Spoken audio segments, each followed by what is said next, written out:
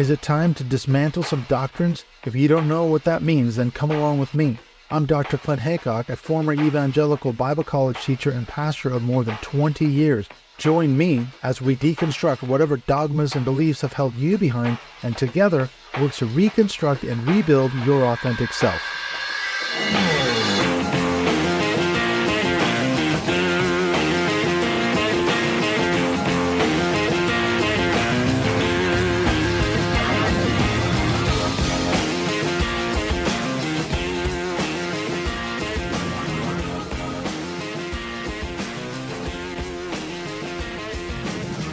Hello, everyone. This is Tim Sledge, your host today for the Dismantling Doctrine podcast. No, you haven't made a mistake. This is Clint Haycock's podcast. But today, I'm the host. And the reason for that is that Clint has just published a brand new book. I'm the editor and publisher, and he's been kind enough to let me interview him today. Clint, how does that feel to be the interviewee? The tables are turned. It sounds great. I've never had anyone interview me on my own podcast, so I'm really looking forward to this. I love it. Yeah. So let me introduce Clint Haycock. I just learned that I've been pronouncing your last name wrong, and I apologize. Haycock. If I say it wrong, correct me, okay? Okay. Let me introduce Clint Haycock to you guys today, and I want you to know that he is a Renaissance man, scholar. He has 3 postgraduate degrees. He's a carpenter, a craftsman, a furniture builder, an aircraft mechanic. How many of you knew that? He's a musician and now a published writer. So, Clint, I say all that with a lot of respect. You are a gifted, multi-talented person, and I just want to say it's been a privilege working with you and getting to know you. We've never met face-to-face because we live thousands of miles apart on 2 different continents, but I feel like I know you kind of well, and that's a privilege. And I want to say, having worked with you on this book, thank you for your honesty. And that's a trait that I personally value a lot in other people. I try to be pretty transparent myself. It's one of my goals. But so I really notice it when I see somebody else who is not just saying they want to do it, but actually being very transparent. And one of my questions for you today is, was that difficult? Because you were very open about your struggles and what you label as sins or maybe failures, things that you had a hard time with. Was that hard to do in writing this book? No, I would say no, because as you say, I mean, one of the things I would add to that list, I'm also a teacher. I've been teaching for years as well. And funny enough, when I was kind of deconstructing, I was teaching at a Bible college over here in the United Kingdom where I've been living for about 18 years. But, that's how I'm wired. Tell the truth. Let's lay it all out there. And it's just, that's who I am, So I wanted, when I wrote the book, I wanted to be open and honest because I felt like more people would resonate with my story. I'm not going to try to hide anything. And I've heard that already from people who bought the ebook, which was released a little bit earlier than the paperback one. And that is that they've already said, I'm resonating so much with your story. Thank you for being brutally honest. So that's really good. Well, that doesn't surprise me because I think transparency means vulnerability. Vulnerability is not easy for most of us. But when people see it and they recognize it as genuine, it has a very attractive pull because it's like, okay, this person is telling me who they really are, and that's what you've done in this book, and I commend you for that. Another question, we're recording this on Wednesday, September the 11th, 2024, and I haven't even had a chance to tell you this since we just started talking a few moments ago, but the audiobook just went online a few minutes ago. Paperback, you've probably seen that already. It came online earlier today. So we've got the ebook, the paperback, and now an audiobook. And we're kind of trailblazing here because the audiobook is the voice is generated by AI. And one thing I want to say to people who are considering getting a copy of your book, if this had been me before I knew about this feature, I would have said, oh yeah, AI, a robot's going to talk to me for 300 pages. But that's not what it sounds like. Now, it's not quite up to the par of an accomplished human narrator, Yeah, it's But not Seth Andrews. yeah, but it's amazingly good. And It really is, yeah. so and you can click and listen to a good sample of it if you're thinking about buying it. And Amazon has a good deal, so that if you buy the ebook for just a little bit more, you can also get the audiobook. So it's a great 2-for-1 deal. So here we are. Your book, the ebook, came out a few days ago. It got released early. I clicked the button too quickly. That was my responsibility, but I'm really not sorry, because what has happened is that your book, I think it was on the first day, you were not only number 1 in 3 different Amazon ebook categories for new books, but you also hit number 1 in 3 of those categories for all book sales. It's gone up and down, but I think today, last time I looked, you're still number 1 in new books in religious fundamentalism. I've got a feeling it's going to go up with another podcast that I think where you recorded the preface and this podcast today. I know you've got some other interviews coming up. So a lot more people are going to be learning about this book. But I just want to encourage anybody who's listening today. It's on Amazon. One of the things that kind of takes a while to kick in on Amazon is if you type in Clint Haycock, type in his name, or type in not so shiny, not so happy people, you should find the book. That's one of the things, that indexing thing, it hadn't kicked in yet like yesterday, but I would say any day now that search will work. And if you still can't find it, contact Clint. We can send you the exact link, but you should be able to find it just fine. Yeah. One thing, here's an easy way to find it. Go to ebooks, religion is a category, and then go down to agnosticism. That's one of the categories. You'll see it right there on the front. It's been in the top 10 pretty much ever since it came out. Yeah, that's good news. Well, I'll put the link in the show notes as well for the book, so people can go to Amazon and find it. Having said all that, your book is out. It's being sold in about, 8 or 9 different countries. We know that we're already selling copies in the U.S., United Kingdom, and Canada. How does that feel? It's amazing. It's really a bucket list thing. And it's funny, going back to what you were talking about earlier, being vulnerable. I talk about this a lot in the book. When I was an evangelical, we heard that, and you probably said it too when you were a pastor. People, you need to take off your masks and be real, be vulnerable, be your true self. But of course, we couldn't. I couldn't anyway in my tradition. I couldn't afford to be vulnerable. So this is highly ironic.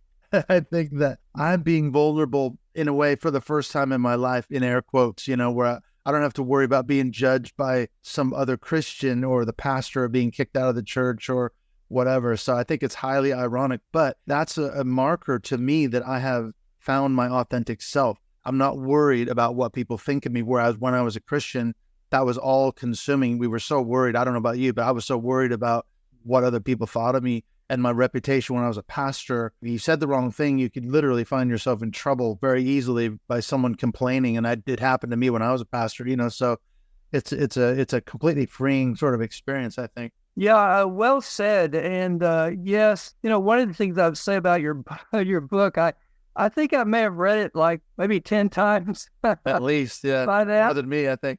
But I'll tell you, every time I read it, there are parts of it that grab me emotionally. I mean, just very powerful. Some of the things that happen with your family, your sister.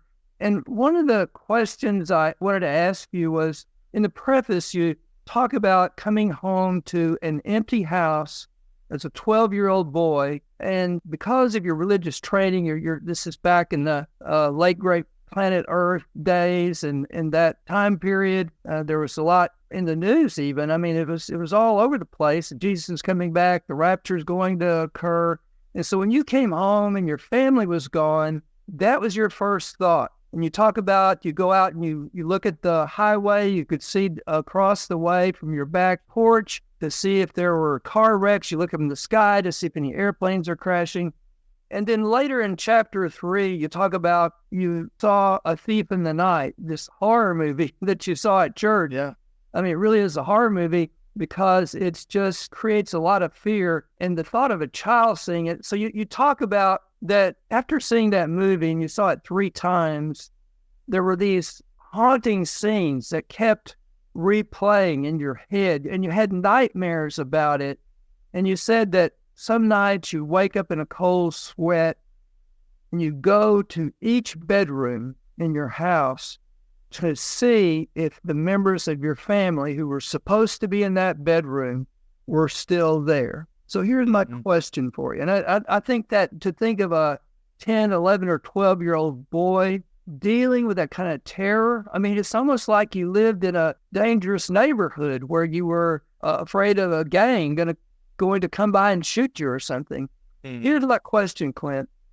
If you somehow, and we don't believe in magic, but if there was some way that you, as you are today, could go talk to that boy, obviously a very sensitive boy named Clint, who had 5 sisters and lived in a home where Bill Gothard was kind of the revered teacher. If you could say a few things to him today, what would you say to him? Well, that's the thing, I talk about that in the book, and that is the fact that I was raised, I call it this Christian bubble. And as a kid growing up, I mean, I was literally in church from day one, and I'm not exaggerating. My mom told me the story about, I was a baby, like a week old, straight out of the hospital, and they took me to church, and I was in church every Sunday and every Wednesday, and, summer camp, Christian summer camp during the summer, we were surrounded all the time by Christians in this Christian bubble. So even if I could talk to that kid now, he probably wouldn't accept what I had to say, because I was so immersed in this system. And it's funny because I was listening to a book today, and the phrase came up that something was whipped into his soul when he was a child, this belief system. And that phrase really resonated with me. And I thought, you know what, that's true of me. This belief system was whipped into my soul, literally whipped with spankings and everything else, corporal punishment and everything else. So I probably wouldn't have listened because I was so, quote unquote, secure in this Christian bubble. Everybody around me was a Christian. I didn't even know any non-Christians. And that's the way it was, So I look at it now. I say I was in a cult. I was in this cultic sort of environment whereby, information was denied to me and other things. And so therefore I wouldn't have listened, just like any cult member wouldn't listen to you or I today. That's a good point. The 10-year-old you would probably have been frightened of the current. Well, and what I would say, if I could speak to that child, I'd say, you're not a bad person. And all these things that are scaring you, I know everybody's telling you to worry about it, but don't. It's okay. You're okay. But you're right. That wouldn't have made any difference. Would I have listened? But you're right. Listen, maybe that's how we should phrase it. Like, if my 10-year-old self would have listened to me, that's what I would say. That's what I would have said, that you're going to be okay. Because, I talk about this a lot in the book, this idea that I had to get it right. Everything had to be done right. And serving God, obeying God, loving God, all these things that I was burdened with as a kid. And not just a kid. We're talking about well into adulthood. I didn't just give up all this stuff when I was 10 or 11 years old. I served God. I was a pastor. I was a Bible college teacher. I did all these things in academics. So I was all in virtually my entire life. It wasn't just a flash in the pan thing. Right. One of the things I noticed in going through your book and working with you on editing it, refining it, and getting it to its final form is, I would say you were a very sensitive boy.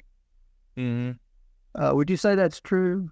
I think that's true. I've always been very sensitive to other people's feelings around me.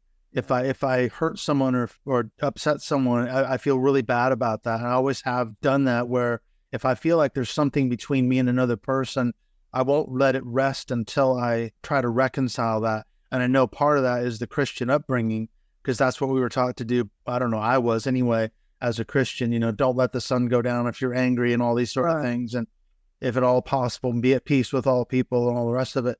But I think that's a principle that I've always held all my life. To try to be sensitive to other people's feelings. I think that anyone who reads your book will see that you were doing a lot of, I would say, advanced thinking for a 10 or when, or in those early years, and certainly as you got older. And I want to know what you think about this, because one of my theories is that this evangelical mindset, the teaching, the turn or burn, heaven or hell, all of these things, for those children who are bright and sensitive, you are more at risk for, say, a kid who is just like, they're not really paying attention. I mean, you took this stuff seriously. I don't know. Do you have any thoughts on that? Like being a sensitive person and a bright person, it's like you're almost more set up for what it can do to you.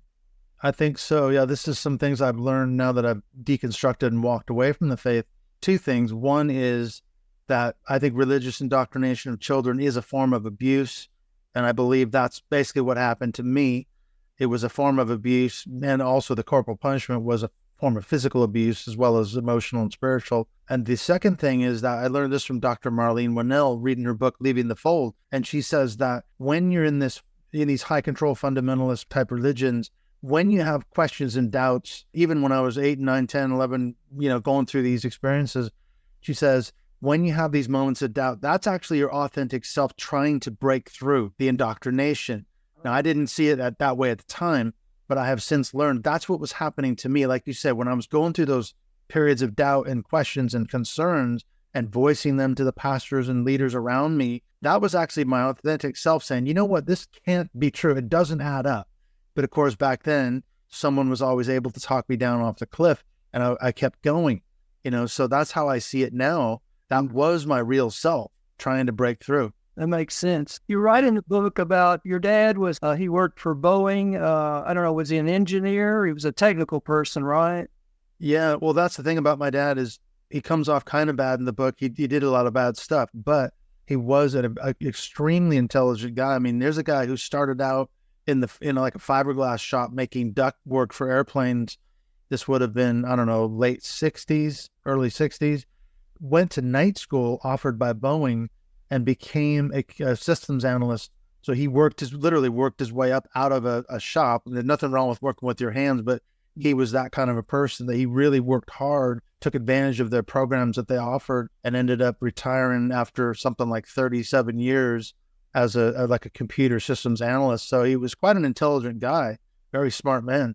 So you talk in the book about your house in up in the Northwest. It was near Portland? That's further north. It was just south of Seattle. Seattle, right? I'm sorry. Yeah. I grew up near just south of Seattle, about 35, 40 minutes south of Seattle. Yeah. So you described your house, and I remember seeing some houses like this back in the day. You had an intercom system, and it sounds like the kind you had like a main, like in your kitchen or something, that was the main the radio in it. And then it had units or speakers all through the house. And one of my favorite parts of the book, I mean, there's a sadness behind it, but it makes me laugh and feel some joy, because in your house, no secular music, no rock and roll. You could listen to your dad's classical music records and his Christian gospel quartet and that sort of stuff.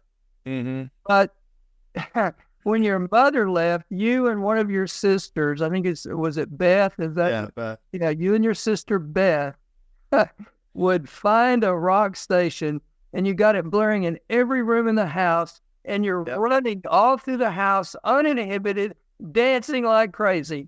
But keeping in mind that you got to be ready when your mother gets back, because somebody's got to get down there to the main unit, set it back, and turn it all off, and then you go sit on the couch and start reading your Bible. So grab the nearest approved reading material. Yeah. And like this is all we've been doing the whole time. But the flip side of the story is if she suspected that we'd been messing with the dial and listening to that forbidden rock and roll, we would get a spanking, so it was a very dangerous game.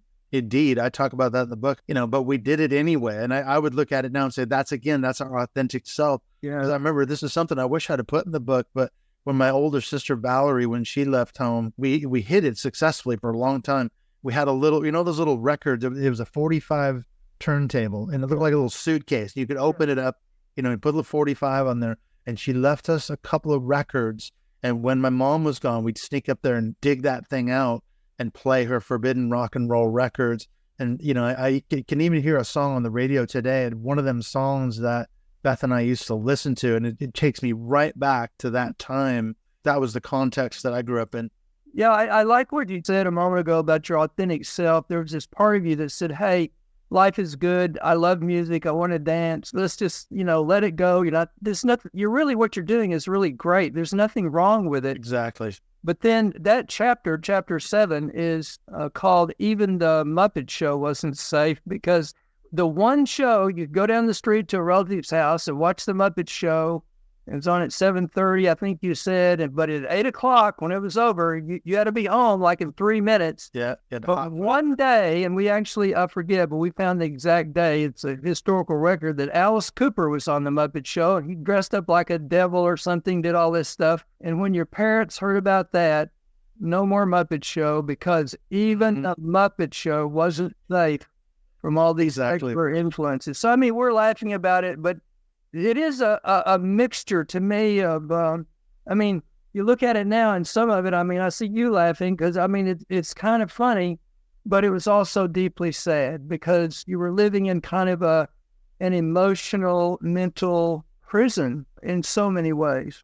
Yeah, well, and it did affect me because I can remember, up until 5th grade, I was in a public school. And I would go to school in the morning and all my friends would be talking about, oh, did you see Starsky and Hutch last night? Did you see such and such? Can't believe what happened. And I hadn't seen it because we didn't have a television in our house. We were not allowed to watch Starsky and Hutch and Chips and all these shows in the 70s. So I was a pariah in a sense. I was a weird outcast because I couldn't participate in all the stuff, the normal, very normal things that all my friends at school were talking about. And even when I went to Christian school starting in 5th grade, most of my Christian friends had televisions. We didn't. We had no TV in the house. So that the information control was such that, like you say, it was that sort of severe and draconian that not even the Muppet Show was safe. You couldn't even watch it because Alice Cooper might dress up like a devil. Yeah.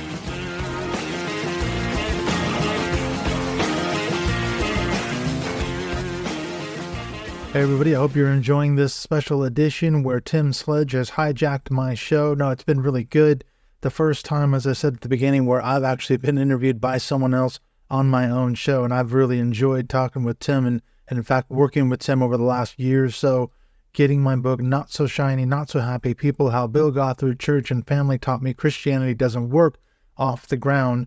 And I appreciate his massive amounts of effort that he's put in to get this book launched. And the really cool thing is, as of the 11th of September last week, as this podcast episode is dropping now, today on the 18th, that it's available in all 3 versions on Amazon.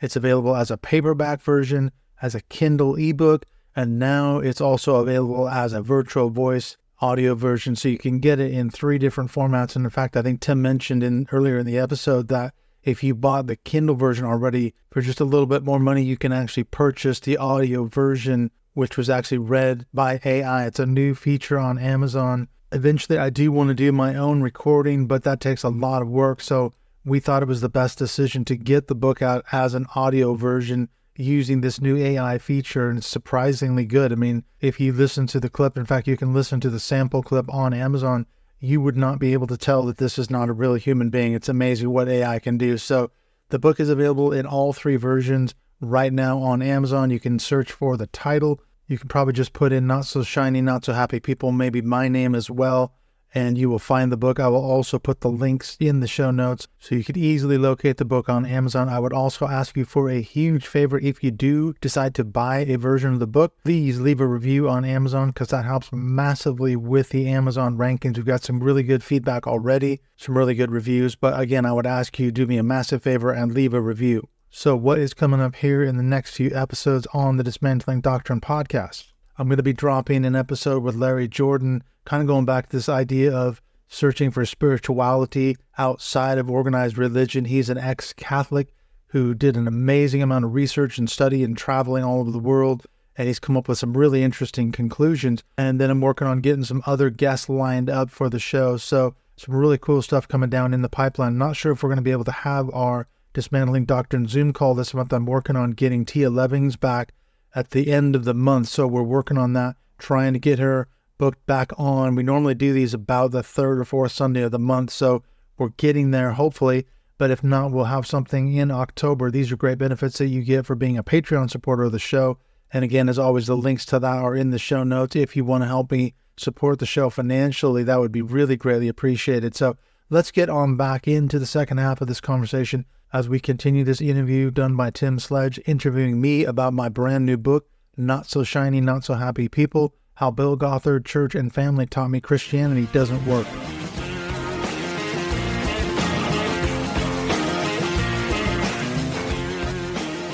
One of the things you talk about all through the book is this, and your original church you started out in was Church of Christ. Mm-hmm. And the Church of Christ, at least here in Texas, you can lose your salvation. Baptismal regeneration means that the baptism, without getting too fine-tuned here, the baptism is a key part of what saves you. And so you struggled continually. And a lot of it was just you were being like kind of a regular kid. And so many of the things that you did, certainly the pressure that was on you, don't do this, made those things more attractive, I'm sure.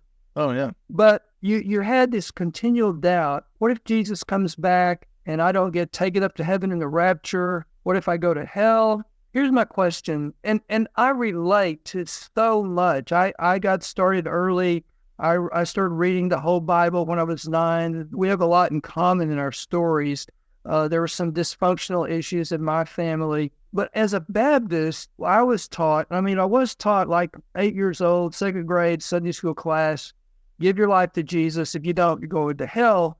But we believed that once you did that, you were saved. And like once saved, always saved. There was a saying that went around Baptist, faith that fizzles before it finishes had a fatal flaw from the first. In other words... Oh, yeah. Great alliteration. Yeah, if you're really saved, you're good. That created its own kinds of problems because I think it generated a lot of people who were believers in name only, but, did kind of whatever they wanted. But I would say I didn't grow up with the level of fear that you had about going to hell. Now, there were a lot of other things that made me feel insecure about life and my religious life. What if you'd have been a Baptist? How would that have changed? I think so, because this is something I talk about in the book. Maybe I was the victim of bad theology as a kid, because as you say, my church taught what was called baptismal regeneration. The way I was taught it was that baptism was an essential part of your salvation. In fact, that's how you get saved. So when I was 10 years old, I went to see my pastor and said, basically, I want to become a Christian for fear of missing the rapture. I don't want to get left behind. And he said, okay, let's get you baptized, son. And that was the ticket to heaven and all the rest of it.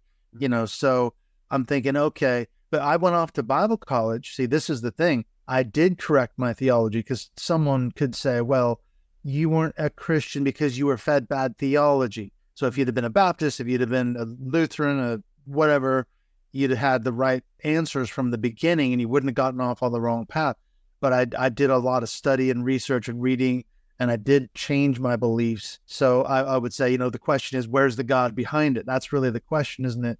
Where's the God behind it? Because knowing that the stakes are that high, if we're talking eternal salvation or eternal destiny in hell, that's pretty important. That's damned important. Make sure you get it right. So I had plenty of opportunities to, quote unquote, get it right. And being a Baptist wouldn't have made any difference. I mean, I would have been a different person, I guess, but I would have had other problems, I think. Yeah, I can assure you that's probably true. You walked away from your faith. You're right. I'm not presenting that as I'm not a Baptist anymore. So yes. Well, okay. So you were baptized the first time. How old were you then? 10? 10. Yeah. 10 years old.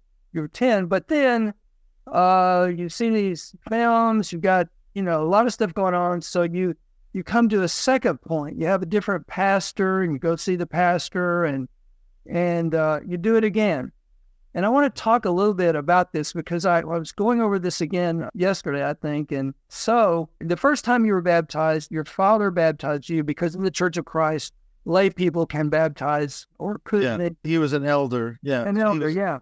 So it wasn't just a layman in the congregation. He was actually in some form of leadership at the church. Yeah. So you talk to the pastor, you work it all out, and you go up on a Saturday, and there's nobody in the church building except a cleaning lady who happened to be cleaning. Mm-hmm. And she looks up, and there's a baptism taking place. And so she sits down and takes it in, and then when it's over, she just goes back to cleaning. Like, that's normal.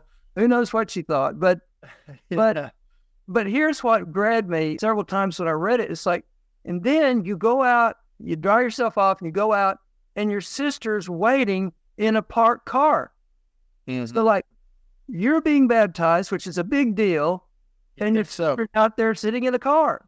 So my question is, and to me, this is one of the things that kind of points to sort of the chaotic sort of mental stuff that was going on in the whole system that you're part of, your church, your family. My question is, what did your sister, did she know what was happening inside as she was waiting for you? Not until you came back out? And no, I kind of wish maybe I should have explained that in the book, but basically I just asked, I can't remember which sister it was, but I asked her to drop me off at the church. I had some meeting with the pastor. That's kind of probably what I said. And she went and ran some errands around the area, and I had arranged to come back and pick me up in, an hour or something like that. And when I came out, there she was. And then I told her on the way home, wow, this is amazing. I've got baptized for the second time, and it's solved all my problems. And I was on top of the world, I was on cloud nine, because I really thought that I was going to have all my problems solved. And that's the thing, is that in the chronology of the book, okay, I was 10 when I got baptized. 12 is when I come home and have that rapture anxiety moment with an empty house. Yeah. And I'm then convinced, okay, I'm not really a true Christian. And that's what led me to go to the second pastor and say, I'm really struggling here. What do you think? And he says, well, the first baptism just didn't take for some reason. We don't know why. We don't, blah, blah, blah. But the answer is, we need to get you baptized a second time. That's your seed. That's the cure, so I did. So again, I'm falling victim to this baptismal regeneration and all that. One of the things that struck me about this, second baptism, was that you talked about your parents were, they were strict. They were really kind of pouting away, do this right, don't do this. But after your second baptism, you were, as you just said, you were on fire, and you started doing your chores. You did extra chores. You started being nicer to your sister. Without even being asked. But what was so interesting is this tremendous emphasis on religion in your family. And you have this, which at the time was a significant experience that you regarded as that. You were baptized again, which should have been, we would think your whole family would have been celebrating. But did your parents even know that you'd been baptized again? No, I'm sure I must have told them, or my sister said something about it. But yeah, it wasn't something they were invited to. It was a private thing, and as a former pastor myself, and I talk about this in the book, how strange it is. I mean, I baptized lots of people, and I'm sure you did when you were a pastor, and we always did it as a celebratory service. On a Sunday, or when we went to church camp out, I baptized people in the ocean or in lakes and rivers. It always had an audience. There were people there, and you wanted to share it with friends and family and whatever, the rest of the church. Why on a Saturday? Why of all days? And nobody knew about it. And I think that's because the pastor, maybe in the back of his mind, he thought, well, the church can't be seen to be letting this parishioner down. We failed him on the first baptism 3 years ago. Let's just get it right now. No one needs to be there. It's just a business transaction between you, me, God, and that's pretty much it. And we just did it, and I went home. Nobody needed to know. That makes sense. It strikes me, though, with all the emphasis of your parents, they're trying so hard to get you and your sisters to be right, to do the right thing. And now you've done the right thing. You've gone the extra mile. You've gone back. You've evaluated what happened. You said it wasn't correct. I'm doing it right. And now you're doing good. You're doing your chores. And it almost sounds like, but they didn't get it. They didn't, and tell me if I'm wrong, but it's like the thing that they said was most important, when it sort of happened, they didn't really pick up on it. Actually, is that right? Yeah, they didn't pick up on it. I mean, my mom and dad must have been a bit surprised that I was doing my chores, without being asked and all that, trying to be a good person. Yeah, and I'm sure my mom and I used to talk quite a bit. We must have had some conversation, because it was only maybe a year or so later she started talking to me about, how's your walk with God? And she would ask me those kind of questions and try to prod me and make sure I was reading my Bible every day and praying every day, which of course I wasn't. And it was a struggle, like it is for most Christians. I've since found that out when I was a pastor. I used to tell my people that you need to read your Bible more and pray more, and most of them didn't do it at all. So I wasn't alone in that struggle, for sure. again, though, you're the bright, sensitive guy who's taking it seriously. So you're really trying. Other people that tried, and there's a lot of other people who are like that. But again, it strikes me that it's almost like the more sincere you are, the more you're set up, the more you're going to lose ultimately from, but you're putting a lot more into it. So your family, your parents were so strict. You couldn't listen to rock and roll.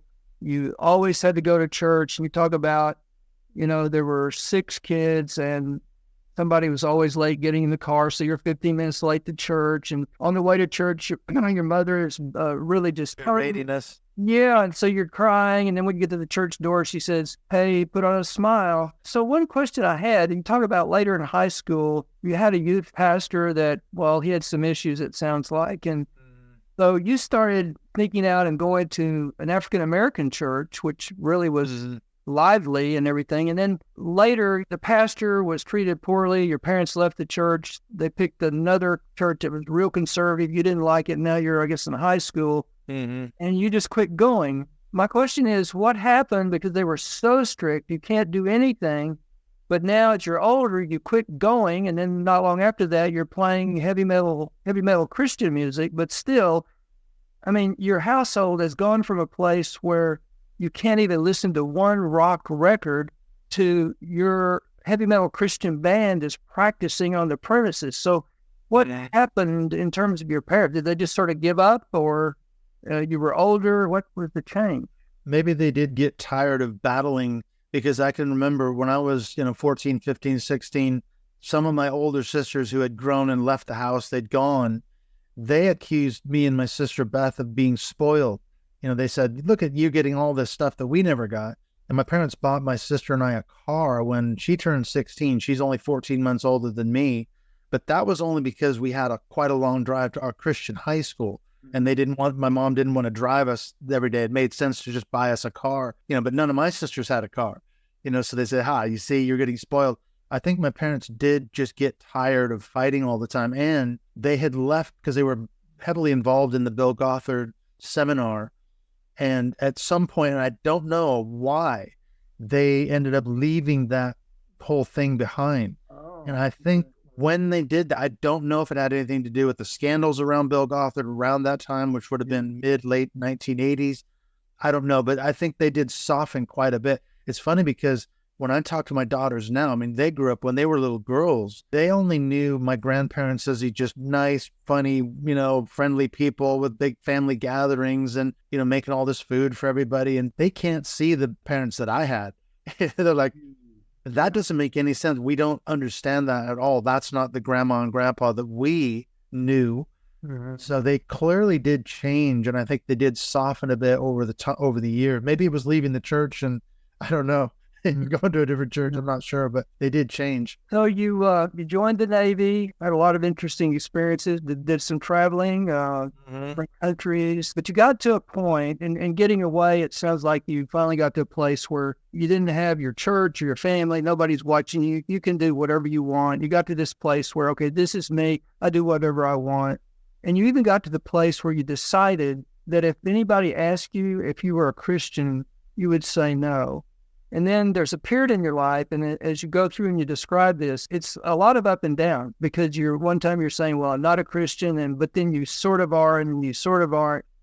But to me, one of the most interesting things that happened was when you met this girl who we're calling Linda. Sounds like you were in love with her, and you had a brief sexual encounter.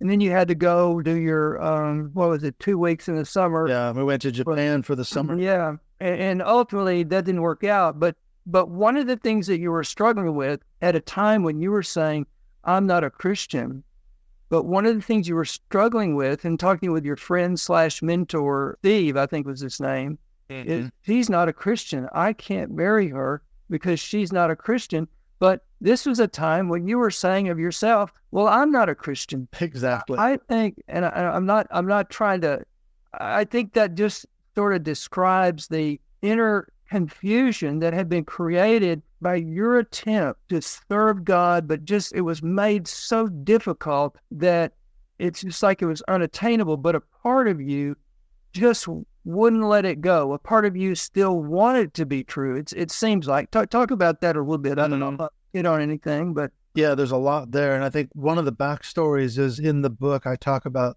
when I was a kid at summer camp. I think I was 11 because it was a year after I'd been baptized, and it was a Friday night. We're all sitting around out in the woods. It's a classic campfire talk. We're all, logs circled around this roaring campfire. And my pastor, the same pastor who baptized me the first time, he was the main speaker that week. And the Friday night, he gave the classic talk. And toward the end of his talk, what he did was he pulled some of the coals out of the fire. We all watched these coals go from nice glowing orange and red coals, and they got darker and darker and started fading out. And he said, that's you as a Christian. If you leave the church, if you walk away from fellowship of your fellow brothers and sisters and all that, and stop reading your Bible, stop praying, you will die out as a Christian. And then he said, but there's some good news. He pushed the coals back into the fire and they blazed back into the life again. He said, see, if you come back, you can still reignite that fire. And that metaphor stuck with me for so many years, decades, I guess you could say, because I always wondered, is there a point or a line you could cross whereby you could lose your salvation? Because he never explained that part. Could you get back into the fire? So that period you're describing from probably when I was about 16 or 17 to my mid-20s or early 20s, yes, I was saying I was not a Christian if anyone asked me, but I always had that image in the back of my mind. Maybe I'm one of those coals that's fading out, but I can get back in. If I can be good enough for God, maybe he'll take notice and help me out here. And a lot of that comes through where I talk about that in the book, that I tried so hard and hoping that God would help me out, and that it never seemed to be forthcoming. But it had never stopped me from trying to serve him, even though I was in this very lapsed, sort of backslidden state for years. It sounds like that no matter how far away from your belief system that you got in terms of your behavior and your thinking, at the baseline level, this was still how you saw the world. And yeah, this is my worldview. Yeah. I still believed it was true. That's the thing. I believed it was true. For some reason, it hadn't worked for me. The first 2 baptisms didn't work. So I went for probably 7 or 8 years where I just couldn't make it work. But at least I was being honest with myself in the sense that if anyone asked me, are you a Christian? I would say no. Now, I couldn't advertise that fact because, of course, a lot of that period I was still in Christian high school and I couldn't afford to be too vulnerable, couldn't take the mask off. So I had to keep it on the down low. But I was still inside. I was at least thinking to myself, well, at least I'm being honest with myself. Even though I'm failing as a Christian, at least I'm being honest. Ultimately, in the last chapter of the book, which is titled Not So Bright, Not So Shiny, you talk about the outcome. And I don't want to give those away at this in this interview, but I would just say some shocking things, shocking endings. Really? You had a lot of losses, a lot of abrupt, painful losses. That's another thing that when I read about it, I'm sorry for the losses that you experienced. And you talk about ultimately, after watching and trying so hard to make it work, you let it go. Mm-hmm. And in the epilogue to the book, you talk about 4 different things that believers say to those of us who've left. And one of the ones that are, again, a part of it that always grabs me, no matter, I know I've read it, like I said, about 10 times now, it still grabs me when I read it, is the one about you weren't sincere. You didn't try hard enough. You weren't a real Christian. Mm-hmm. And as a former minister, you talk about, we worked 80 hours a week. We did weddings. We were a reconciling agent when people disagreed. We studied, and you talked about, and I identified with this. All the work we did. You talk about writing out a full manuscript for your sermon, memorizing it and practicing it. At the end, that's what I did. I preached without a pulpit at the end. Man, I could identify so much. One of the things that I see sometimes in the secular community, and I think never believers are different from ex-believers, and this may be more from people who never were believers, but they tend to see ministers like, Joel Osteen, who lives in a $10 million house and has jets and all of that. And they think that ministers are all doing it for the money. But the fact is that most churches in the United States have about 200 members. The ministers who are educated have at least one postgraduate degree. Most of them, if they went to seminary, they're not getting rich. I mean, in some places, they're being paid decently, but they're certainly not getting rich. And almost every minister I knew, they wanted to make the world a better place. They wanted to help people. Mm-hmm. And that's why they work such long hours. That's why, doing funerals is not a fun thing, because maybe it's somebody you don't know, but you're right in the heart of that grief and that loss. And if you're any good at it, you let yourself feel enough of it that you feel it with them, but then you've got to keep that distance so you can be up there and lead it. So that, to me, is one of my favorite parts of your book, because I think it may help people understand for ministers. And we know now there's the rate of depression among ministers is high. The rate of ministers being fired is high. And you talk about several of your own pastors who went through that. So I think that's very powerful. And I love that epilogue of the book where you're answering you're focusing on John MacArthur and some of the comments he's made, and you're kind of, you're really, it's a takedown. It's a good kind of takedown because you're answering his questions. So I think that's very powerful. It just struck me when you were describing that, even though I wrote it, how pastors, those of us like you and me, we're ex-pastors, ex-evangelicals, how much more we worked than the typical believer, how much more effort we put in than the average Christian. So how can they say now, well, you were never a Christian, Tim, you were never a Christian, Clint? I mean, really? I mean, you see the hours I put in, not just hours, decades of service and academics and all the debt that we went into to pay for Bible college and seminary and all these efforts that we put in for what? It wasn't because we were faking it. We were trying everything we could do and helping other people. As a Bible college teacher, as a pastor, that's what we did. We were helping other people to get it right, just like we were struggling. Yes, and your book shows the humanity of ministers. Ministers struggle, ministers have their own issues. You talked about being in accountability groups, which is an admirable thing. So my final question, Clint, is this. What is the main thing that you want your readers to get from this book? I think that's it, is the question. It's funny. Someone said, is this a Christian book? You could be forgiven for thinking that if I'd ended the book with this wonderful success story, that after all the struggles, after all the baptisms and everything, and failing and struggling, at the end, I got it all right. And I'm a great, wonderful Christian now, but that's not how the book ends. It goes the other way. And I've left the faith, even though I've done all this work. And I think that's what I wrote it to be, a personal story. It's not a screed against Christianity. It's not like an angry atheist who's railing on everything else about Christianity. I want the person to walk along the journey with me and at the end go, yeah, I could see why he left his faith. And it's not that I'm full of bitterness and bile and anger and rage and everything. There was a period when I certainly was, but I've worked through that now. So I hope that the person who reads the book, is sort of on my side in that sense because of the way I told the story and can relate. Someone on my YouTube channel just said the other day, you were never a Christian to begin with. Like, oh, here we go. Why don't you read my book and then you can, I'll answer that charge in the book. And good answer. And I think it is a book that an open-minded Christian could learn a lot from it. Yeah. Because I think there are, on the liberal side, the progressive side where you were kind of exploring at the end, there is some common ground, although in the end, for those of us who stop believing at all, there is a breaking point where we don't have any common.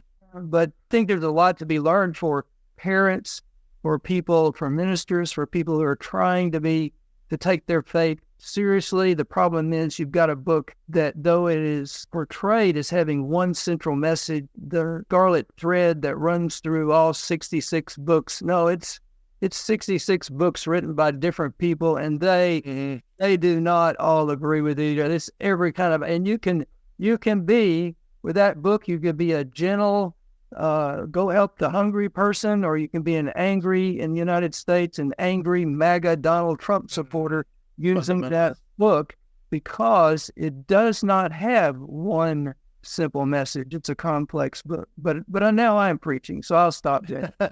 Pass the hat. You might actually get some donations, Tim. Well, thanks, Clint, for letting me host your show today. Thanks for your book. I hope everybody that listens to this will take a look at it. We tried to make it a page turner, and we've gotten some good feedback already that, at least in those opening chapters, it's just that. So I'm excited about the book. I'm excited about the initial success, and looking forward to hearing more good feedback. And if you read the book and you like it, if you take the time to give it a rating on Amazon, and what's even better, if you write a little bit of a review. And if you're new to Clint and his podcast and all the ways he's accessible online, in the back of the book, there's a list of ways to stay in touch with Clint, his podcast and Instagram, Facebook, other things. So I hope you'll look at that, because he has a lot to offer on an ongoing basis. So thanks for listening, and I'm Tim Sledge saying goodbye. Thanks, Clint.